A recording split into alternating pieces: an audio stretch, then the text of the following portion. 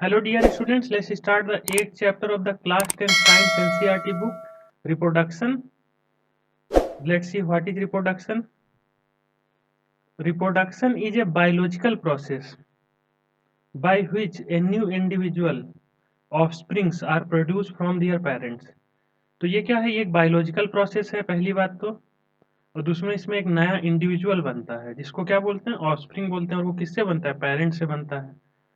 Reproduction is the fundamental feature of all known life. ये एक fundamental feature है, मतलब हर लिविंग बींग्स रिप्रोडक्शन करेगा ही करेगा, ये बिल्कुल फंडामेंटल है। अगर वो रिप्रोडक्शन नहीं कर रहा है तो लिविंग बींग नहीं है। Each individual organism exist as a result of reproduction. हर इंडिविजुअल जो है, जो एग्जिस्ट कर रहा है, वो रिप्रोडक्शन की वजह से है। तो इसमें क्या होता है कि इसमें पेरेंट्स जो होते हैं, तो पेरेंट उसको बोलते हैं जिससे कोई नया इंडिविजुअल फॉर्म होता है। जैसे ये एक हाइड्रा है और इससे एक नया हाइड्रा बन गया, तो ये जो पुराना वाला था इसको बोलेंगे पेरेंट, और जो नया बना उसको बोलेंगे ऑफस्प्रिंग। आगे देखते हैं रिप्रोडक्शन में होता क्या है। रिप्रोडक्शन में इज ए बेसिक इवेंट होता है इसमें डीएनए की कॉपी बनाना। अब देखते हैं डीएनए क्या है। तो डीएनए और deoxyribonucleic acid is a long molecule that contains unique genetic code like a recipe book. It holds the instruction of making all of our bodies. तो डीएनए एक ऐसा जो है, एक रेसिपी बुक टाइप की है जो हमारे सेल के अंदर होती है। हर सेल के अंदर डीएनए होता है। तो ये जो हमारा होता है, तो इसमें पूरा का पूरा जेनेटिक मटेरियल अवेलेबल रहता है। तो जेनेटिक मटेरियल क्या करता है, तो जेनेटिक मटेरियल ही हमें बनाता है। जैसे हम जैसे ले लेते हैं, एक कुत्ता है, और जब वो कुत्ता रिप्रोड्यूस करके दूसरा कुत्ता बनाता है, तो जो नया कुत्ता पैदा होता है तो वो क्यों होता है, क्योंकि इसका जेनेटिक मटेरियल इसमें आ गया। तो वो जेनेटिक मटेरियल ही सब कुछ कराता है, मतलब कैसी बॉडी होगी, कैसा उसका फीचर्स होंगे, वो सब जेनेटिक मटेरियल के कारण होते हैं। और ये जो बुक होती है जेनेटिक मटेरियल डीएनए, तो इसमें होता क्या है, इसमें प्रोटीन बनाने की रेसिपीज होती हैं। मतलब जो बॉडी जो हमारी बनी है वो किससे बनी है, हमारी बॉडी प्रोटीन से बनी हुई है। तो वो सारी प्रोटीनें जो लगती हैं, तो वो कैसे बना, सेल बनाएगा, उसका पूरा इसमें सिस्टम होता है। तो ये हमारा जैसे पहले क्या होता है, अब तो जैसे हमारे बॉडी में करोड़ों सेल हैं, तो हर सेल के अंदर एक न्यूक्लियस है, उसके हर सेल के अंदर क्रोमोजोम है, और उस क्रोमोजोम में डीएनए है। सेल होता है, सेल के अंदर न्यूक्लियस होता है, उसके अंदर क्रोमोजोम होता है। लेकिन हमारी लाइफ तो एक सिंगल सेल से शुरू होती है ना, हर ऑर्गेनिज्म की। तो जैसे जो हमारा पेरेंट सेल है, जैसे जो हमारा पेरेंट सेल है जिसको जाइगोट बोलते हैं, तो वो सिंगल सेल रहता है। तो उसमें जो एक जो कॉपी रहती है डीएनए की, तो उसी उसी डीएनए, उस सेल के डीएनए से ही फिर वो डिवाइड होकर दूसरे सेल बनते जाते हैं, और फिर पूरा एक ऑर्गेनिज्म बन जाता है। तो इन द एंड वो जो डीएनए है वही रिस्पॉन्सिबल है हर तरीके से हमारा नया इंडिविजुअल फॉर्म होने में। आगे देखते हैं हाउ सेल डिवाइड्स। तो एक नॉर्मल सेल कैसे डिवाइड होता है। तो जैसे जो सिंगुलर ऑर्गेनिज्म है, जैसे बहुत सारे हैं जो एक ही सेल के होते हैं। अब जो मल्टीपल सेल है उसमें क्या होता है, मल्टीपल सेल में हमारी लाइफ एक सेल से शुरू होती है। अब जैसे दो पेरेंट्स हैं, तो वो दो पेरेंट्स क्या करेंगे, वो एक सेल बनाएंगे, उस सेल को बोला जाता है जाइगोट। वो जाइगोट एम्ब्रायो बन जाएगा, वो एम्ब्रायो फिर एक पूरा लिविंग ऑर्गेनिज्म बन जाएगा। तो इन द एंड सब कुछ तो एक सेल से ही शुरू होता है, तो वो हम बाद में देखेंगे। लेकिन अभी हम देखते हैं कि जो सिंगल सेल ही है, जिनकी बॉडी में एक ही सेल है, जैसे एमीबा हो गया, पेरामीशियम हो गया, इस टाइप की जो बैक्टीरिया वायरस टाइप की चीजें हैं। वैसे वायरस तो रिप्रोडक्शन करता है, लेकिन वो उसमें तो और प्रॉब्लम्स हैं, क्योंकि वो केवल रिप्रोडक्शन करता है और वो बाहर निष्क्रिय रहता है, वो केवल किसी होस्ट के अंदर रिप्रोडक्शन कर सकता है। तो इसलिए वायरस को लिविंग बीइंग कंसीडर बहुत लोग नहीं करते हैं, तो इसलिए हम वायरस की बात नहीं करेंगे। यहाँ पे हम बात कर रहे हैं बैक्टीरिया टाइप की चीजों के, जो बस एक सेल के बने हुए हैं। जैसे एक सेल है, बस ये एक सेल है, तो उस टाइप के ऑर्गेनिज्म की बात करते हैं। तो सिंगल सेल ऑर्गेनिज्म क्या करते हैं, तो वो कैसे डिवाइड होते हैं, देखिए यहाँ फोटो में दिया हुआ है। वो पहले क्या करते हैं, पहले एक डीएनए का कॉपी बना लेते हैं। जैसे ये एक डीएनए था, ये एक डीएनए था, दो सेट ऑफ डीएनए थे उनके पास। हमारी क्रोमोजोम बहुत सारे होते हैं, जैसे हमारे बॉडी में जो सेल होता है उसके अंदर जरूरी नहीं कि बस एक ही डीएनए होगा, ऐसे बहुत सारे सेट होते हैं। तो जैसे हमारी बॉडी में अलग अलग सेट हैं, तो वो सेट डिसाइड करते हैं कि आगे क्या क्या होगा। तो मान के चलिए यहाँ पे इसके 2 सेट थे, तो इसने 2 क्रोमोसोम बना लिए। 2 क्रोमोसोम थे तो उसने डिवाइड करके उसका एक एक कॉपी बना लिया। तो सबसे पहले सेल क्या करता है, सेल अपने जो डीएनए मटेरियल है उसका कॉपी करा देता है, डीएनए रेप्लिकेशन हो गया। अब डीएनए रेप्लिकेशन हो गया, उसके बाद क्या करता है, उसके बाद कुछ और इम्पोर्टेंट चीजें जो सेल के लिए जरूरी है वो बन गई। दो सेट, सबका 2 सेट हो गया, 2 माइटोकॉन्ड्रिया, 2 इस टाइप की चीजें बन गई सब जो जरूरी है। उसके बाद क्या होता है, वो धीरे धीरे डिवाइड होने लगता है। तो एक कॉपी इधर चली जाती है हर चीज की, एक कॉपी इधर चली जाती है। तो सबसे पहले डीएनए की कॉपी होने से स्टार्ट होता है, फिर सेल ऑर्गेनेल की कॉपी बनती है, फिर वो डिवाइड होकर 2 सेल में बन जाता है। बहुत सिंपल प्रोसेस है। आइए इसको देखते हैं डिटेल्स में।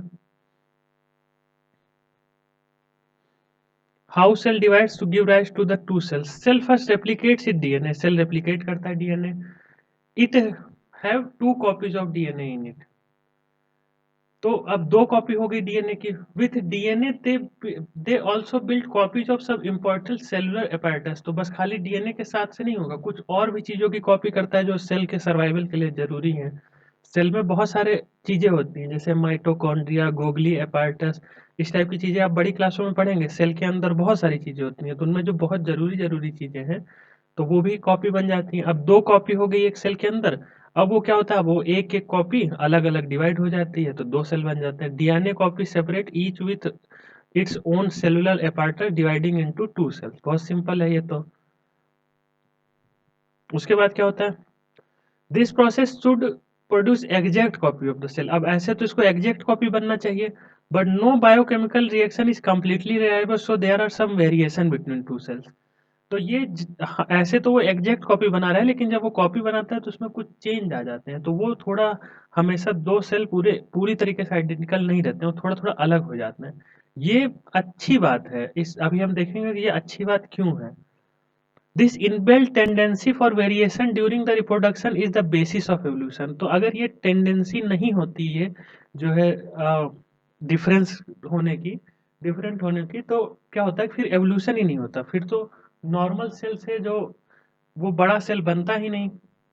पहले फिर तो सिंगल सेल वाले ऑर्गेनिज्म ही अपनी कॉपी, कार्बन कॉपी बनाते चले जाते। लेकिन वो कार्बन कॉपी नहीं होता, इसी के कारण एवोल्यूशन होता है। पहले सिंगल सेल से फिर ऐसा कुछ हुआ होगा कि तो फिर मल्टीपल सेल बने, फिर वो एवोल्यूशन होते होते होते होते इंसान बन गया। तो ऐसे होता है एवोल्यूशन। तो आगे भी देखेंगे और किस लिए इंपॉर्टेंट है वेरिएशन। वेरिएशन होता है कि मान के चलिए इंपॉर्टेंस ऑफ वेरिएशन देखते हैं, उसके बाद हम देखेंगे ये नीच क्या होती है।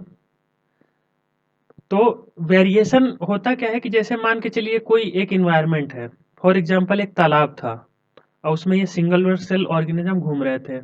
अब इसमें अगर वेरिएशन नहीं होता, सब सेम होते, तो होता क्या है कि सेम होते। अब ये मान के चलिए ये लेक में पानी सूख जाता, तो ये सबको मर जाना चाहिए था अगर सेम होते। लेकिन होता क्या है कि इनमें कुछ बच जाते हैं, क्योंकि वो वेरिएशन करके कुछ ऐसी नई चीजें डेवलप कर लेते हैं कि हो सकता है कि वो बिना पानी के भी सरवाइव कर सकें।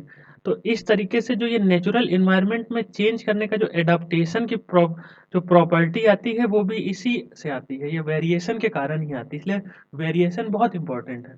अब देखते हैं ये नीच क्या होता है। नीच होता है कि ये होता है हमारा एक एक वो होता है कि रोल होता है। कैसा रोल होता है, जैसे स्पाइडर है तो वो प्लांट्स में रहती है, तो उसका रोल क्या है कि उसको प्रे करना है प्लांट्स पे। प्रे करना है मतलब कि वो मारना है, उसको हंट करना है। और एक जो पेड़ है, तो पेड़ कैसे उगता है, पेड़ सीधा उगता जाता है, तो उसको सनलाइट पाना है। तो स्पाइडर कैसी होती है, 8 लेग्स होते हैं, फास्ट मूव करती है, पेड़ को ऊपर उठना है तो ऊपर मूव करता रहता है। तो ये एक जो सिस्टम होता है इसको नीश बोलते हैं। तो इस सिस्टम, ये बहुत वाइड टर्म होता है, ये बहुत वाइड टर्म होता है, ये इकोलॉजिकल कंडीशन से भी वाइड होता है।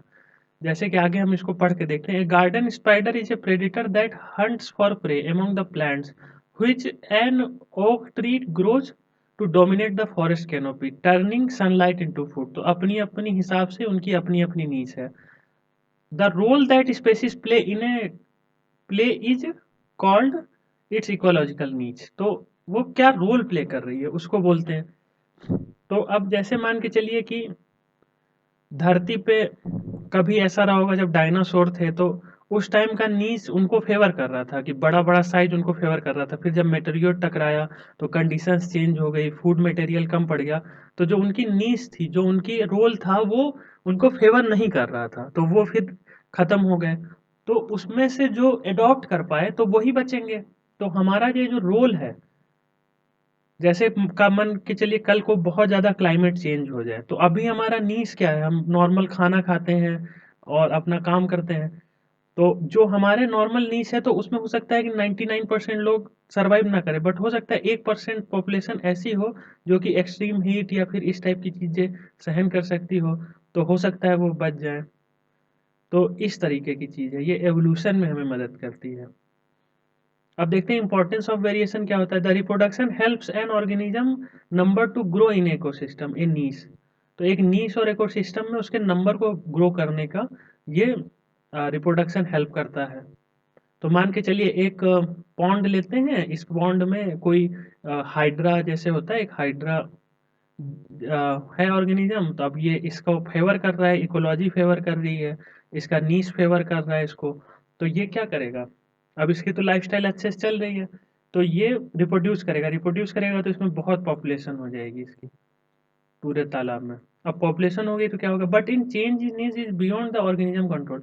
अब इसके तालाब में जब तक इसका चल रहा था सिस्टम सही, तब तक तो सही है, लेकिन ये तालाब जो चेंज होगा ये इसके कंट्रोल में तो है नहीं, हाइड्रा के कंट्रोल में। तब क्या होता है, जब ये ऐसा कुछ होता है तो होता क्या है कि तब ये पॉपुलेशन वाइप आउट हो जाती है, ये पूरे मर जाते हैं सब। लेकिन अगर वेरिएशन जो होता है, the variation present in the species help them to survive the change in the ecosystem because species member with variation में fit in the changes.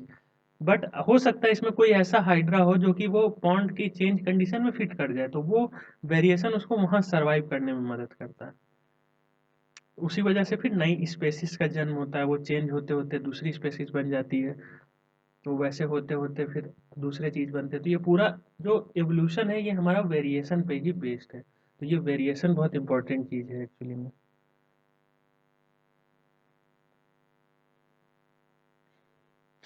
Modes of reproduction used by single cell organism, asexual reproduction. अब हम यहाँ पे asexual reproduction पढ़ेंगे। Asexual reproduction में क्या होता है, इसमें सिंगल ऑर्गेनिज्म, दो या तीन जितने ऑर्गेनिज्म उसको बनाने होते हैं, मतलब सिंगल पेरेंट इन्वॉल्व होता है और उससे मल्टीपल या डबल ऑफस्प्रिंग बनते हैं। मतलब इसमें दो पेरेंट इन्वॉल्व नहीं होते। Normal sexual mode of reproduction में क्या होता है, दो पेरेंट्स इन्वॉल्व होते हैं, उससे ऑफस्प्रिंग बनता है। लेकिन इसमें क्या होता है, एक ही पेरेंट ऑफस्प्रिंग बनाता है। तो इसमें कैसे होता है, तो सबसे पहले सिंगल सेल में देखते हैं फिजन। तो फिजन क्या होता है, तो फिजन जैसा अभी हमने पहले पढ़ा था कि एक सेल डिवाइड होकर दो बन जाता है। अब तो वो सिंगल सेल हैं, तो उनको तो कुछ नहीं करना, उनको तो बस डिवाइड होना ही उनके लिए मोड ऑफ रिप्रोडक्शन हो गया, तो वो डिवाइड हो जाते हैं। जैसा अभी जस्ट हमने देखा था, यहाँ पे देखिए एमीबा, पहले इसने जेनेटिक मटेरियल कॉपी किया, पहले ये जेनेटिक मटेरियल है इसका, यहाँ पे इसने ये दो बनाए, फिर इसके जो सेल के पार्टस थे उसने भी अच्छे खासे बना लिए, फिर ये डिवाइड होता गया, फिर डिवाइड होकर दो बन गया। तो ये तो बहुत सिंपल है, बाइनरी फिशन। बाइनरी फिशन मतलब क्या कि एक सेल दो सेल बन रहा है। Binary fission, one of the cell organism divide into two like amoeba. तो ये हो गया हमारा binary fission. The fission start from any part of body like amoeba और it can start from defined part of the body like in leishmania where it start at the tail end and to the head. तो इसमें तो कहीं से भी start हो जाता है, मतलब कहीं से भी ये डिवाइड होने लगता है। लेकिन कोई कोई होते हैं, जैसे ये जो है यहाँ पे लेशमेनिया वाला जो हमारा होता है, तो ये इस टाइप का ऑर्गेनिज्म होता है, ऐसे लंबा सा होता है और इसमें ऐसे निकला रहता है ये। तो ये यहाँ से हमेशा टेल से ही डिवाइड होना शुरू होता है, ये ऐसे डिवाइड होता है टेल से, फिर बाद में पूरा डिवाइड हो जाता है। लेकिन एमीबा कहीं से भी डिवाइड हो सकता है। तो ये होता है। और मल्टीपल फिशन क्या होता है, तो मल्टी फिशन क्या होता है कि मल्टीपल फिशन में एक से दो नहीं बनते, एक से बहुत सारे बन जाते हैं। One cell organism divide into many daughter cell like plasmodium. तो जो मलेरिया कॉज करता है, तो वो एक सेल से दो सेल में नहीं बनता है, वो बहुत सारे सेलों में डिवाइड हो जाता है एक ही बार में। बडिंग क्या होती है, तो अब इसमें क्या होता है, बाइनरी फिशन और बडिंग में क्या अंतर है कि बाइनरी फिशन में तो एक सेल दो सेल बन रहा है, लेकिन बडिंग में क्या होता है, मेन सेल ऐसे बड़ा सा रहता है और उसमें एक छोटा सा ऐसे सेल पैदा होने लगता है, फिर वो धीरे धीरे धीरे धीरे बड़ा होकर अलग हो जाता है। तो ये बडिंग होता है। इसमें टोटली डिवाइड होता है, बडिंग में धीरे धीरे वो अलग सेल उसके ऊपर ग्रो करता है।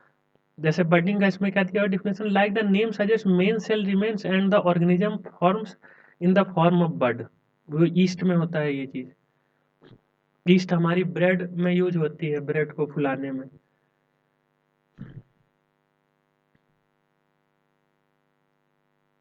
अब देखते हैं आगे। सिंगल सेल वाले हो गए, अब कुछ मल्टीपल सेल वाले का एसेक्सुअल रिप्रोडक्शन देखते हैं। कुछ मल्टीपल सेल के जो बहुत सिंपल ऑर्गेनिज्म होते हैं लाइक हाइड्रा, ये भी जो है एसेक्सुअल रिप्रोडक्शन ही करते हैं। ये सेक्सुअल रिप्रोडक्शन अभी नहीं कर रहे हैं, अब ये जब और कॉम्प्लेक्स ऑर्गेनिज्म में जाएंगे तब वो सेक्सुअल रिप्रोडक्शन करते हैं। तो सबसे पहले देखते हैं, तो एक सबसे ये मेथड है रीजनरेशन। ये रीजनरेशन प्रॉपर रिप्रोडक्शन नहीं है, क्योंकि ये मेन मेथड कभी नहीं होता है। रीजनरेशन क्या होता है, बहुत सारे ऑर्गेनिज्म होते हैं, जैसे कि ये हमारा होता है हाइड्रा और प्लेनेरिया। तो ये जो प्लेनेरिया होता है, तो ये बहुत ज़्यादा रीजनरेट करता है। ऐसे इसके 3 भाग कर दीजिए तो ये 3 बन जाएगा फिर बड़ा होकर के अलग अलग। तो ये जो है रीजनरेशन से पूरी बॉडी डेवलप कर लेते हैं। तो अगर वो डिवाइड हो गए तो वो 1 से 2 बन जाएंगे। तो some fully differentiated organism, fully differentiated organism क्या है, ये मल्टीपल सेल वाले ऑर्गेनिज्म है। इनमें थोड़ा थोड़ा ये आगे बढ़ चुके हैं, सिंगल सेल नहीं है, इनमें कई सारे सेल्स हैं, टिश्यू भी है किसी किसी में। तो ये वाली चीज़ें हैं। तो ये थोड़ा सा कॉम्प्लेक्स है, अभी बहुत कॉम्प्लेक्स नहीं है, लेकिन इनमें भी कई सारे होते हैं जो पूरा, अगर when some fully differentiated organism when cut or broken into pieces, many of these pieces grow into separate individual। तो अगर इनको कट कर दिया जाए, जैसे हाइड्रा हो गया, प्लेनेरिया हो गया, तो वो उसी से कई सारे बन जाते हैं, जो जो कट हो जाती है जहाँ पे। Mostly occur in single organism, simple organism. तो ये सिंपल ऑर्गेनिज्म में होता है, बहुत कॉम्प्लेक्स ऑर्गेनिज्म में नहीं होता है। Regeneration is not always considered as reproduction since organism is not dependent on cutting for reproduction। तो ये हमेशा रिजनरेशन को प्रॉपर रिप्रोडक्शन इसलिए नहीं माना जाता है कि वो उसका वो नेचर वो हो जाता है, लेकिन वो उसका मेन मोड ऑफ वो नहीं है कि उसको कटिंग पे ही वो दो बनेगा, ऐसा ऑर्गेनिज्म नहीं होता है वो, बस उसकी एक प्रॉपर्टी की तरह होता है। बडिंग, बडिंग देखते हैं। तो ये बडिंग जैसे ये पहले हमने देखा था सिंगुलर सेल में ईस्ट में, वैसे ये मल्टीपल सेलर में भी होता है। जैसे ये हाइड्रा का दिया हुआ, हाइड्रा पे से बड निकलती है, फिर वो बड़ा हो जाता है, फिर वो अलग हो जाता है। तो इस तरीके का होता है। लाइक यूनिसेलुलर बडिंग और east of each some differentiated organism also show budding where bud is formed on the body and eventually grow into and detach to become other organism like hydra। तो बहुत simple चीज है ये तो, कि बड होके अलग हो जाता है वो। तो ये हो गए हमारे एसेक्सुअल मोड ऑफ रिप्रोडक्शन। अब इसमें आते हैं, इसी में एक और है वेजिटेटिव प्रोपोगेशन। अब प्लांट क्या करते हैं, प्लांट तो सीड से ग्रो होते हैं, हमें ये पता है। हर प्लांट का क्या होता है, सीड बनता है। तो सीड जो बनता है वो तो फ्लावर से बनता है, तो सेक्सुअल मोड ऑफ रिप्रोडक्शन हो गया, वो भी हम देखेंगे। लेकिन प्लांट एक तरीके से और ग्रो होते हैं। दूसरा तरीका कौन सा है, प्लांट का कोई पार्ट होता है, जैसे आप रोज का है, अगर रोज के सीड अगर आपको नहीं मिल रहे हैं तो आप रोज का स्टेम काट के लगा देंगे तो वो ग्रो हो जाता है नए प्लांट में। तो इसी को वेजिटेटिव प्रोपोगेशन के कैटेगरी में आता है ये। आगे देखते हैं वेजिटेटिव प्रोपोगेशन क्या होता है। ये is a form of asexual reproduction occurring in plant in which new plant grows from a fragment of the plant, root system, leaves or a specialized reproductive structure। तो ये प्लांट के या तो specialise reproductive structure, जैसे कि ये leaves में ये छोटे छोटे प्लांट टाइप के निकल जाते हैं, ये हो गया, या तो इससे होता है, और या तो फिर इसके स्टेम, रूट्स या फिर लीव्स से होता है।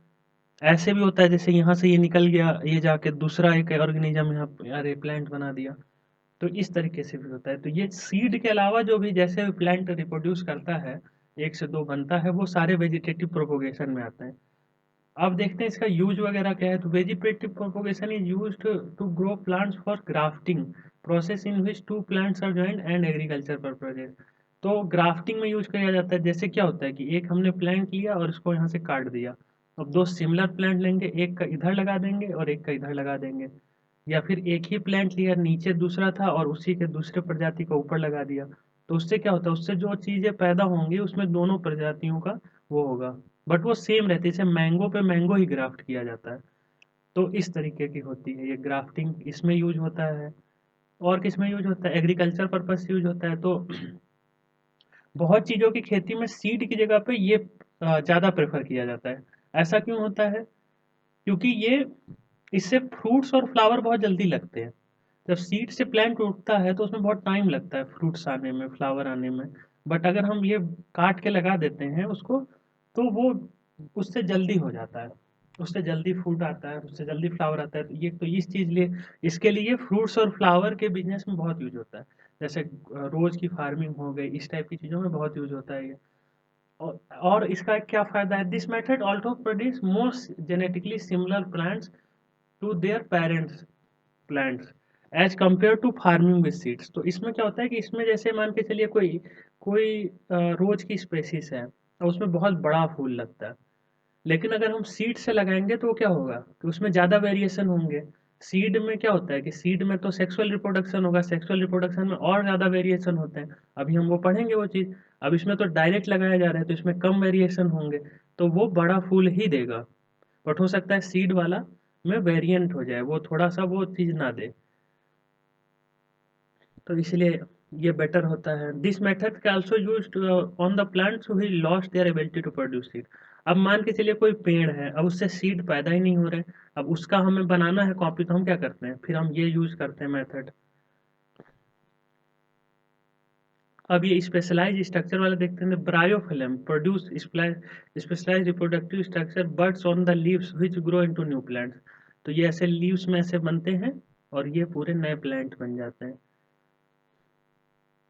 आगे देखते हैं, स्पोर फॉर्मेशन, ये आखिरी मोड ऑफ एसेक्सुअल रिप्रोडक्शन है। तो स्पोर फॉर्मेशन क्या है, method of asexual reproduction, it generally happen in non flowering plants such as fungi and bacteria. Fungi and bacteria में भी होता है। In in this parents plant generate thousands of spore which individually grow into a plants. तो जिन plants में फूल नहीं लगते उनमें स्पोर पैदा होते हैं ऐसे। तो ये स्पोर क्या होते हैं, स्पोर ये जाते हैं, ये भी सीड के जैसे ही होते हैं और ये ग्रो कर जाते हैं। अब आप बोलेंगे कि इसको कैसे ये फ्लावर से अलग है, तो फ्लावर में सेक्सुअल मोड ऑफ ट्रांसमिशन होता है, उसमें दो इन्वॉल्व रहते हैं, स्टेमेन रहता है, पिस्टल रहता है। बट इसमें सिंगल पेरेंट से सिंगल स्पोर जन्म लेता है तो वो जाके दूसरा बना देता है। ये छोटे ऑर्गेनिज्म में ज़्यादा होता है, और ये फंगस और इस टाइप की चीज़ों में बहुत कॉमन ये चीज़ है। उसमें जैसे ब्रेड के ऊपर जो फंगस लग जाता है वो ऐसे ही रिप्रोड्यूस करता है कि एक ब्रेड होगा, वहाँ पे आके वो स्पोर गिर जाएंगे, स्पोर हवा में तैरते रहते हैं, वो गिर जाएंगे, फिर वो उसमें ऐसे बना लेंगे अपना, उसको ग्रीन ग्रीन कर देंगे ब्रेड को, फिर इससे स्पोर निकलेगा, वो दूसरे ब्रेड पे गिर जाएंगे, तो इसको मोल्ड बोलते हैं। तो इस टाइप की चीज़ों में स्पोर काम आता है। स्पोर जनरली बहुत छोटे होते हैं in comparison to seeds.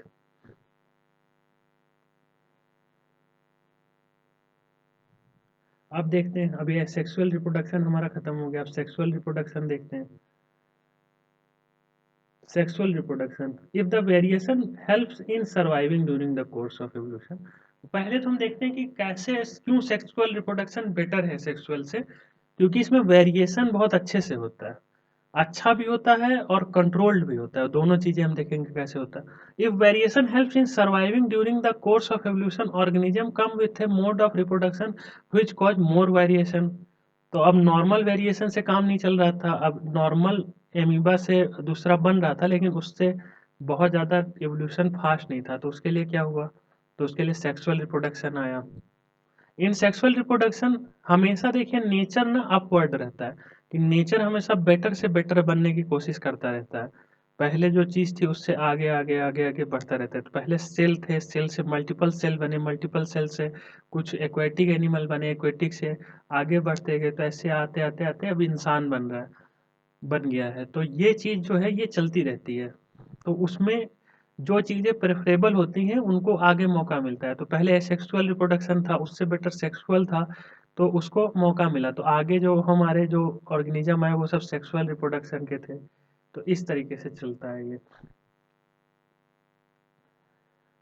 In sexual reproduction 2 organisms are involve, इसमें 2 ऑर्गेनिज्म इन्वॉल्व होते हैं। In it is a process of combining DNA from 2 different individual during the reproduction. तो अब पहले क्या था, पहले एक सेल से 2 सेल बन जा रहे थे। अब क्या होगा कि एक सेल यहाँ का होगा पेरेंट सेल का, एक सेल दूसरे पेरेंट सेल का होगा, और इसके आधे डीएनए इसके होंगे, आधे डीएनए इसके होंगे, और उससे ये सेल बनेगा नया वाला। तो ये ऐसे होता है सेक्सुअल रिप्रोडक्शन। इसमें बड़े ऑर्गेनिज्म भी सेल से ही शुरू होते हैं, जैसे कि एक इंसान भी एक सेल जो है फादर से आएगा, एक सेल मदर से आएगा, वो दोनों फ्यूज होकर जाइगोट बनाएंगे, फिर वो जाइगोट डिवाइड होगा और वो पूरा इंसान बनेगा। तो हमारा जर्नी एक ही सेल से शुरू होता है। तो वो जो एक सेल आएगा दोनों से पेरेंट्स से, तो दोनों के डीएनए रहेंगे उसमें बॉडी में। आगे देखते हैं, what is the need of sexual reproduction and how it is better than asexual. पहले ये देखते हैं। Variation are important for survival, but copying DNA in a sexual reproduction had a limit of creating variation. Too much direct variation is harmful to cell to survive. तो होता क्या है कि पहला तो अगर डायरेक्ट डायरेक्ट कॉपी बन रही है, मतलब एक ही सेल अगर कॉपी बना रहा है, तो ये बहुत ज़्यादा तो वेरिएंट होगा नहीं, थोड़ा थोड़ा वेरिएंट होगा। और अगर बहुत ज़्यादा वेरिएंट भी हो रहा है तो डायरेक्ट वेरिएशन भी खराब है, कि अगर उसकी ओरिजिनलिटी खत्म हो जा रही है और वो बहुत ज़्यादा वेरिएंट हो गया तो वो तो सर्वाइव ही नहीं कर पाएगा। तो हमें वेरिएशन तो लाना है, लेकिन एक हिसाब से लाना है। तो एसेक्सुअल मोड ऑफ ट्रांसक्रिप्शन में बहुत सही वेरिएशन नहीं हो रहा है, तो हमने क्या किया, तो so for the effect and fast variation, sexual reproduction come into play. As all the organism has unique variation, so if we make an organism with DNA or 2 organism, the very unique and efficient variation will occur. अब देखिए ये क्या है।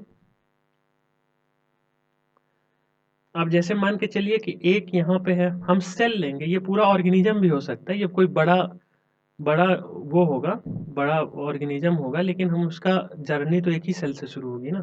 तो इसका एक cell लेंगे और एक दूसरे का सेल लेंगे, तो इसमें क्या होगा, इन दोनों में वेरिएशन होगा। इसके अपने वेरिएशन है एक्स वाई जेड, और इसके अपने वेरिएशन है कुछ एक्स वाई जेड। तो ऐसे अपने अपने वेरिएशन है। अब इसका वेरिएशन ज़्यादा से ज़्यादा क्या होगा, कुछ ज़्यादा चेंज होगा नहीं। बट जब इसके वेरिएशन और इसके वेरिएशन का कॉम्बिनेशन बनेगा तो बिल्कुल अलग होगा। फिर वो जब दूसरे ऐसे ही दूसरे कॉम्बिनेशन से आए हुए बनाएगा, तो ये हमेशा कॉम्बिनेशन में जब चलेगा तो इसमें तो बहुत अच्छे अच्छे वेरिएशन निकल के आएंगे। तो इसलिए ये बेटर वेरिएशन क्रिएट करता है। This is why sexual reproduction is better in creating variation, as it create variation from 2 individuals to create novel variation with efficiently variant. तो सिंगल सेल में क्या होता है कि सिंगल सेल तो अपने ही उस पर चलता रहता है, लेकिन इसमें क्या होता है, इसमें तो एक दूसरे से आया एक दूसरे से आया, तो बिल्कुल नया टाइप का यूनिक चीज बनेगी ना। तो इसलिए ये बेटर है। How two DNA set problem is solve. अब इसमें एक चीज और है कि अगर एक सेट इससे आ रहा है, अब 1 से 2 हो रहे हैं तब तो कोई दिक्कत नहीं है, 1 से 2 हो रहे हैं तो आधा आधा डिवाइड ले रहे हैं अपना 2 बन के। बट इसमें अगर एक पूरा सेट इससे आ रहा है, मदर से आ रहा है, एक पूरा सेट फादर से आ रहा है, तो चाइल्ड में तो 2 डीएनए सेट हो जाने चाहिए। तो इसको कैसे अवॉइड करते हैं ऑर्गेनिज्म, तो हमारे नॉर्मल बॉडी सेल जो होते हैं उनमें 2 सेट होते हैं डीएनए के। लेकिन क्या करते हैं, if you take 1 copy of DNA from each parent, the cell will have 2 sets of DNA. It is solved by specialized reproductive cell called germ cell or gametes. They have half the number of chromosome, which they achieve by special type of cell division called meiosis.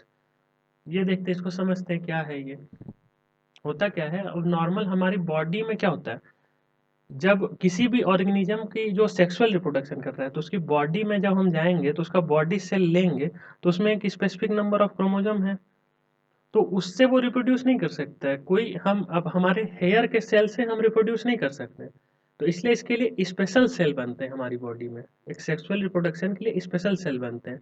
तो उनकी speciality क्या होती है, जैसे हमारे हमारे normal cell में जितने डीएनए है उसका हाफ डीएनए होता है उसमें।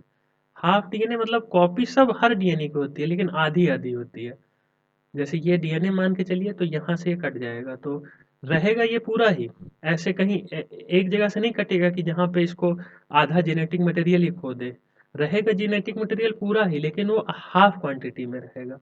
जैसे ये क्रोमोजोम था तो ये हमारे नॉर्मल सेल का क्रोमोजोम ऐसे है, नॉर्मल सेल ऐसा है, तो हमारा रिप्रोडक्टिव सेल जो कि स्पेशल ऑर्गन जैसे कि हमारे टेस्टिस और ओवेरी में पैदा होते हैं स्पर्म और एग्स वगैरह, तो उसमें पूरा सेल में पूरा क्रोमोजोम नहीं होता, उसमें आधा क्रोमोजोम होता है, उसमें आधा जो है आधा आधा होता है। तो आधा एक पेरेंट से आएगा और वैसे ही फीमेल साइड से भी आधा रहेगा। तो ये जब जुड़ेंगे तो ये फिर से जब जुड़ेंगे तो क्या हो जाएगा, आधा उधर से आएगा आधा इधर से आएगा, तो ऐसा हो जाएगा। तो नॉर्मल सेल से जुड़ते तब तो उसमें दो सेट हो जाते हैं, लेकिन ये हमारी बॉडी में स्पेशल इसीलिए ऑर्गन होते हैं, इसीलिए स्पेशल सेक्स ऑर्गन होते हैं जो कि स्पेशल सेल बनाते हैं केवल इसी पर्पज के लिए। तो ये इस तरीके से सॉल्व होती है प्रॉब्लम। आगे देखते हैं फीमेल एंड मेल गैमेट। तो अब ये गैमेट क्या होता है, तो गैमेट हमने देखा ये स्पेशल जर्म सेल होते हैं। जर्म सेल मतलब कि ये जो हमारा रिप्रोडक्शन करते हैं वो स्पेशल सेल होते हैं, ऐसे अलग अलग टाइप के अलग अलग ऑर्गेनिज्म में। तो इसमें मेल और फीमेल गैमेट क्या होता है, तो इसमें दो टाइप के गैमेट होते हैं। तो गैमेट होते हैं, एक जो मेल गैमेट है उसका क्या खासियत है, reproductive cell having half the genetic material are two type in complex organism. इसमें हाफ द जेनेटिक मटेरियल होता है और ये दो टाइप के होते हैं। तो एक गैमेट होता है जो मोबाइल होता है, जो चलता है, जो भागता है। तो वो ऐसे जो चलेगा तो वो जनरली कैसा होता है, छोटा सा होता है, पतला होता है, और वो थ्रेड लाइक होता है ताकि वो अच्छे से मूव कर सके। तो ये जो मूव करने वाला होता है इसको मेल गैमेट बोला जाता है। और दूसरा होता है वो बड़ा सा होता है, वो बड़ा होता है। बड़ा क्यों होता है, उसमें फूड मटेरियल स्टोर रहता है जाइगोट बनने के लिए, तो वो मूव नहीं करता है। तो ये मूव करने वाला जब इसमें अटैच हो जाता है तब हमारा जाइगोट बन जाता है। तो जो मूव नहीं करता है जिसमें फूड मटेरियल होता है उसको फीमेल गैमेट बोला जाता है, जैसे एग हो गया। और जो मूव करता है तो उसको मेल गैमेट बोला जाता है, स्पर्म हो गया। अब ये जब दोनों मिल जाते हैं तब क्या बन जाता है, तब जाइगोट बन जाता है। जाइगोट क्या होता है, ये हमारा पहला सेल होता है। ये पहला सेल होता है जिससे लाइफ शुरू होती है और ये फटाफट फिर डिवाइड होना शुरू हो जाता है, और डिवाइड होकर ये एम्ब्रियो बना देता है, और फिर वो एम्ब्रियो बाद में पूरा ऑर्गेनिज्म बन जाता है। आइए इसका पढ़ते हैं। Zygote is the union of sperm cell and the egg cell also known as fertilised ovum. The zygote begins as a single cell but divides rapidly in the days following the fertilization। तो ये बहुत जल्दी जल्दी fertilise होकर divide होता है और जल्दी से ये एम्ब्रियो बन जाता है, फिर आगे ये प्रोसेस बढ़ जाता है। यहाँ तक आई होप क्लियर हो गया कि मेल गैमेट और फीमेल गैमेट मिलकर जाइगोट बना देते हैं, और मेल गैमेट और फीमेल गैमेट में हाफ हाफ जेनेटिक मटेरियल होता है, इसलिए जाइगोट में एक नॉर्मल सेल के बराबर जेनेटिक मटेरियल होता है। इतनी चीज़ क्लियर हो गई। आगे देखते हैं। अब प्लांट से शुरू करते हैं। Sexual reproduction in the flowering plants. Flowering plant क्या है, ये प्लांट है जिनमें फ्लावर पैदा होते हैं। ये जो फ्लावर है ये हमारा सेक्सुअल ऑर्गन है प्लांट का।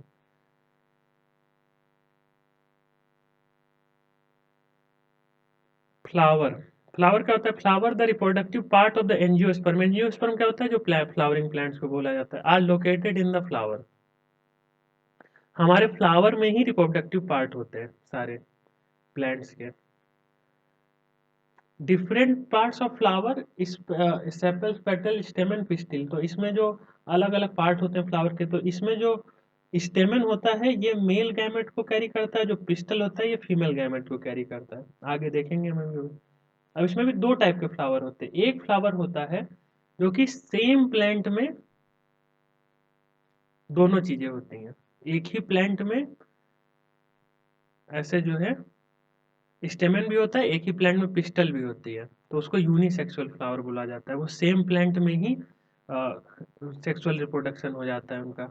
द फ्लावर में be unisexual like papaya and watermelon which when it contains stamen in one flower. ये हो गया यूनिसेक्सुअल हो गया हमारा, जिसमें अलग अलग होता है। ये हमारा बाइसेक्सुअल फ्लावर हो गया जिसमें दोनों एक होते हैं। The flower can be bisexual like hibiscus and mustard when it contains both the stamen and pistil in the same flower। दोनों फीमेल और मेल रिप्रोडक्टिव पार्ट एक ही फ्लावर में होते हैं। लेकिन यहाँ पे नोट करने वाली बात क्या है कि इसको फिर भी सेक्सुअल रिप्रोडक्शन क्यों बोला जाता है, अगर ये सेम ही प्लांट में है तब तो ये तो एक तरीके से अपने ही प्लांट से वो कर रहे हैं। लेकिन होता क्या है, ये जरूरी नहीं है कि ये अपने ही प्लांट से करें। इसमें दूसरे प्लांट के भी आकर के स्पोर मतलब वो पोलन गिर जाते हैं। तो इसमें पॉसिबिलिटी है कि ये दूसरे प्लांट से भी जा करके अपना रिप्रोडक्शन कंप्लीट कर ले, सेम प्लांट से भी कर सकता है।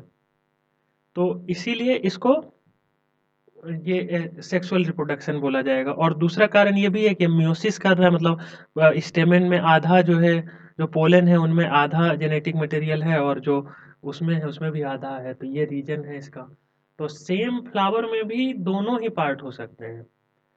और यूनिसेक्सुअल फ्लावर क्या होता है, उसमें एक फ्लावर में मेल पार्ट होता है, जैसे एक फ्लावर होगा जिसमें केवल स्टेमेन होंगे और एक फ्लावर होगा जिसमें केवल पिस्टल होगी।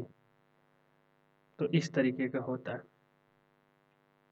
तो ये हो गया हमारे फ्लावर के टाइप। अब देखते हैं इसमें काम कैसे करते हैं ये स्टेमेन एंड पिस्टिल। तो stamen are the reproductive part of the flower which contain the germ cell. Stamen contains the pollen which is male gamete and pistil contains the egg which is the female gamete. तो ये अभी हमने बता ही दिया। आगे देखते हैं। Pistil have 3 parts. Pistil जो होती है वो इस टाइप की होती है, ऐसे होता है और ऐसे होता है और नीचे जाके ऐसे मोटी हो जाती है। और ऐसे अगर ये बाइसेक्सुअल प्लांट है तो इसमें ऐसे साइड से ये निकलेंगे, स्टेमन निकलेंगे और नीचे ऐसे ये वो उसका जो पिस्टल वगैरह होता है, अरे ये सॉरी इस पेटल्स वगैरह होती हैं। अब हम देखते हैं होता क्या है इसमें। The Solan bottom part is ovary. जो ये सोलन बॉटम होता है इसको ओवेरी बोला जाता है। मिडिल एलोंगेटेड पार्ट होता है इसको स्टाइल बोला जाता है। और अपर पार्ट जो स्टिकी होता है इसको स्टिग्मा बोला जाता है। तो ये 3 पार्ट हो गए। किसके हो गए, ये पिस्टल के हो गए। Ovary contains ovules. इस ओवेरी के अंदर ऐसे ओव्यूल्स होती हैं लाइन से।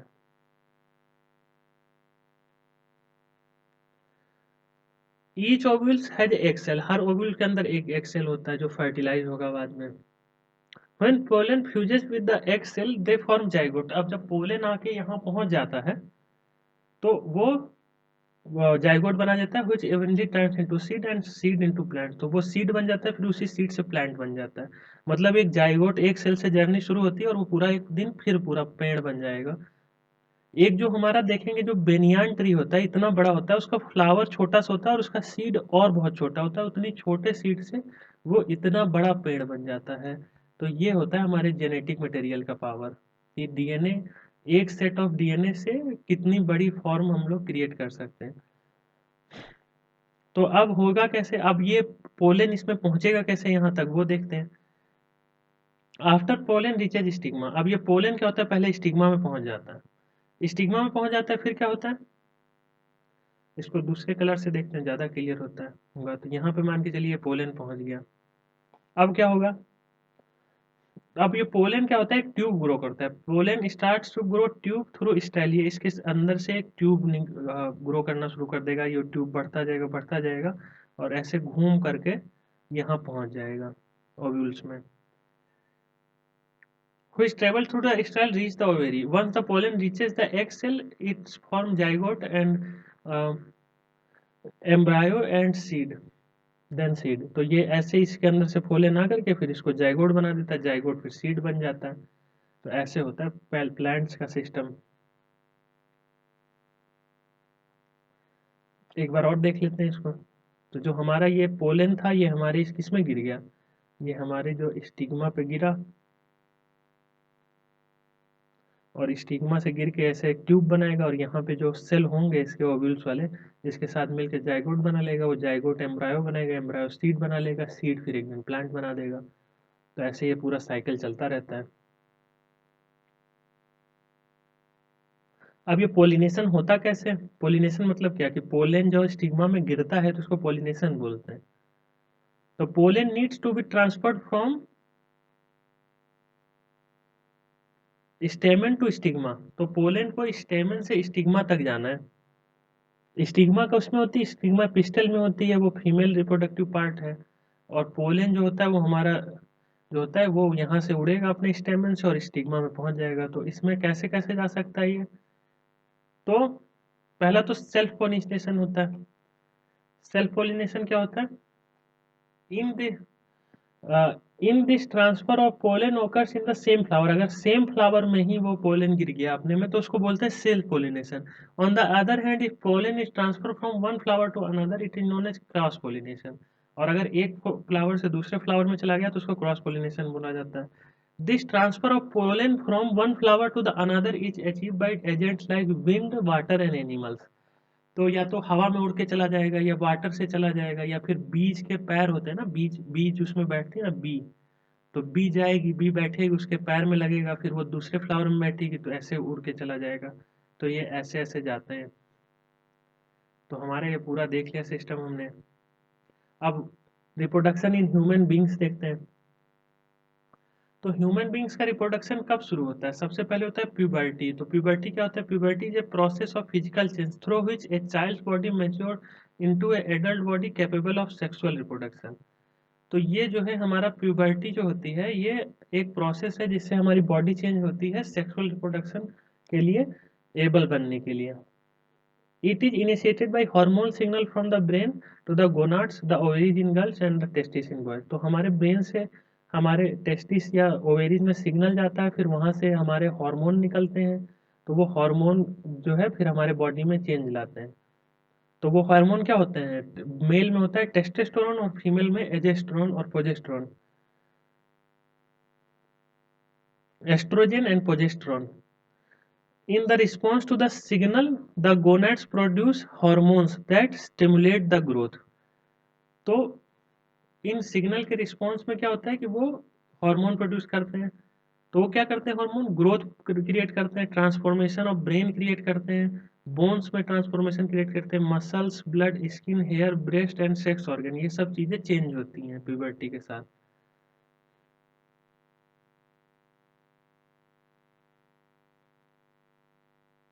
आगे देखते हैं मेल रिप्रोडक्टिव सिस्टम। तो मेल रिप्रोडक्टिव सिस्टम में क्या क्या होता है? तो the formation of germ cell, मतलब जर्म सेल जो कि हमारा गैमेट है, स्पर्म। जर्म सेल में क्या होगा? हाफ डीएनए होगा, मतलब half amount of genetic material होगा, हमने पढ़ ही लिया। नॉर्मल सेल से ऐसे अलग होता है। तो ये टेस्टिस में होता है। Testes are located outside the abdominal cavity in the scrotum because the sperm formation requires lower temperature than the normal body temperature. तो हमारे स्पर्म फॉर्मेशन के लिए लोअर टेम्परेचर चाहिए, हमें कम टेम्परेचर चाहिए जितना टेम्परेचर होता है हमारी बॉडी का, इसलिए हमारा ये जो टेस्टिस होती है बॉडी से बाहर होती है,